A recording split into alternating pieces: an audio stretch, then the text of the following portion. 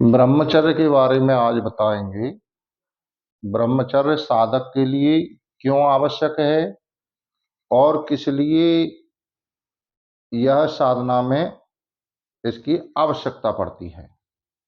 क्योंकि बिना ब्रह्मचर्य के पालन के साधना हो नहीं सकती, तपस्या हो नहीं सकती। क्योंकि प्रकृति के विपरीत जाना है।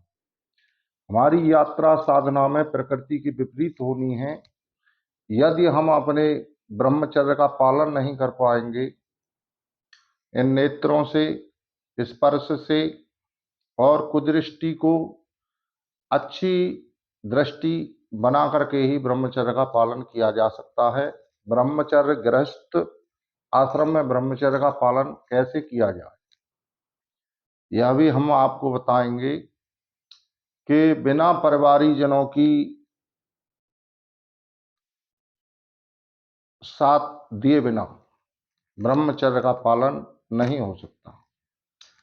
परिवार की भी उसमें पूर्ण भागीदारी होती है कि ब्रह्मचर्य का साधक का ध्यान भंग न हो और वह अपने ब्रह्मचर्य का पालन ठीक ठाक ढंग से कर पाए। तो इसलिए परिवार की भी नैतिकता बनती है, लेकिन साधना में परिवार वाले साथ नहीं दे पाते।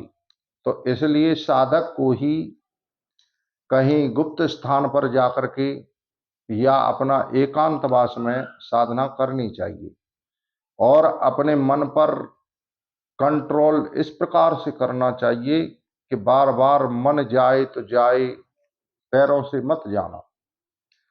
मन कहीं पे भी डोले, लेकिन पैरों से मत जाना और मुंह से मत बोलना। तो इस प्रकार से साधना करिए कि साधना में कोई विघ्न न पड़ पाए, क्योंकि ये जटिल साधना है और इसको आपको हमेशा अपने शरीर पर, स्वयं पर ध्यान देना है और ध्यान देते हुए इस साधना को आगे लक्ष्य तक ले जाना है। यानी कि जब तक आप सत्य से मिल न जाओ, तब तक इस साधना को निरंतर जारी रखो। नित्य सुबह उठो और सुबह उठ करके स्नान, ध्यान, भजन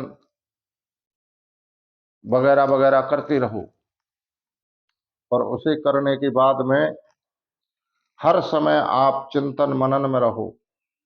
2-4 घंटे निकाल करके अपनी दिनचर्या के लिए कर्म करो। कर्म करने के बाद में उससे अपने शरीर के रख रखाव को रखो।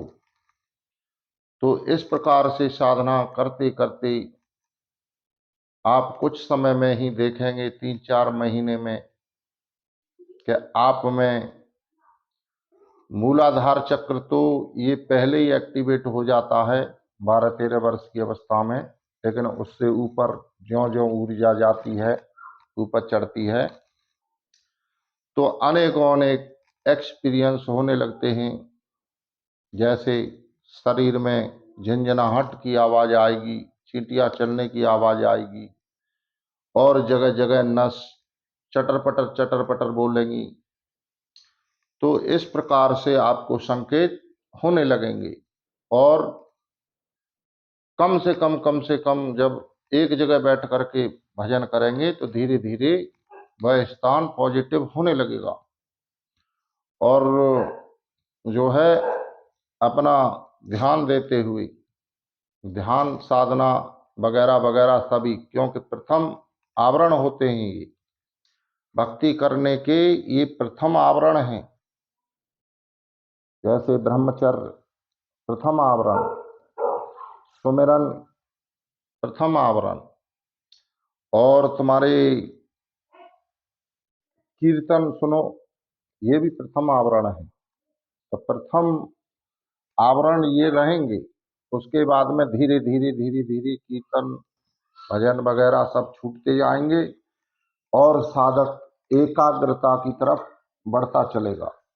तो धीरे धीरे इस तरीके के लक्षण यदि आप में आना शुरू हो गए हैं तो आप निश्चित ही परमात्मा की प्राप्ति की तरफ बढ़ रहे हैं। तो ये हमेशा ध्यान रखिए कि ब्रह्मचर्य का मतलब ब्रह्म जैसी चर्या, परमात्मा जैसी चर्या। परमात्मा देता है, लेता नहीं है किसी से। तो देने की आदत डालो, हमेशा मांगते रहते हो, मांगने की आदत छोड़ो। परमात्मा तो स्वयं ही भक्त को खोजता है। भक्त केवल एक बार उसके मन में किसी भी प्रकार से यह बात आ जाए कि मैं कौन हूं, मैं कौन हूं, मैं क्यों इस पृथ्वी पर आया हूं, मैं इन मिट्टी तत्व को क्यों इकट्ठा किए जा रहा हूं। जैसे मिट्टी तत्व क्या, सोना चांदी हीरा मोती, मकान दुकान, रुपया पैसा, ये परिवार, ये शरीर, ये सब मिट्टी तत्व हैं। और हम मिट्टी तत्वों को दिन रात इकट्ठा करने से लगे रहते हैं, ठगने में, लूटने में, घसीटने में, जाने क्या क्या करते रहते हैं। तो ये करना छोड़ो, ब्रह्मचर्य का पालन करो। यह सब ब्रह्मचर्य में आता है। अपना जितना उपयोग में लेना है उतना अपने पास रखिए और बाकी सब दे दीजिए, और उसे इकट्ठा करने की कोशिश मत करिए। जितना आवश्यक है अपने परिवार के लिए और अपने लिए उतना आप करिए, कर्म करिए। हम ये नहीं कहते कि कर्म न करिए, कर्म भी करिए, लेकिन अपने मन की लगाम पकड़ के रखिए। मन क्योंकि बिगड़ा हुआ मन इधर उधर भागता है, इधर उधर की बातें अनर्गल सोचता है, विचार करता रहता है हर समय। तो इस तरीके से आप ध्यान में रखेंगे और ब्रह्मचर्य का पालन प्रथम दृष्टया बहुत आवश्यक है साधक के लिए। तो इसका पालन आप करते रहेंगे और आगे फिर और बताएंगे हम उस नियम को, इस नियम को 2-3 महीना आप करेंगे तो उसके बाद में आनंद आना शुरू होगा। तो इसलिए ब्रह्मचर्य का पालन करना शुरू कर दीजिए। तो इसी के साथ वाणी को विराम देते हैं। जय श्री कृष्णा, राधे राधे।